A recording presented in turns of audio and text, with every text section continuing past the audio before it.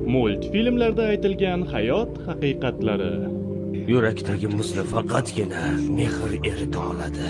Hamma narsani yomon tomonlarini ko'raversangiz, yaxshi tomonlarini unutib qo'yasiz. Agar faqat bilgan narsalaringga ishonsang, kamolatga erisha olmaysan. Oyijonim, bir yomonlik ortidan albatta yaxshilik keladi deganlar. Odamlarga hech qachon hech narsa yetarli bo'lmaydi. Sen kabi qishloqdan kelgan kichik bir quyoncha o'zining xom hayollari og'ushida barcha jonivorlar birdamlikda do'stona hayot tarzini o'tkazuvchi hayvonlar shahriga keldim deb o'ylaydi. Ammo afsuski u yanglishadi. Do'stlik ham yo'q. Orzularing bu yerda hech kimga qizig'i yo'q.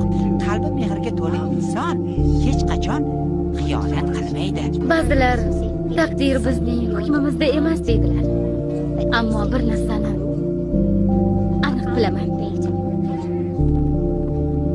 Taqdirimiz o'z ichimizda yashiringan. Uni ko'rish uchun faqatgina mardlik zarur.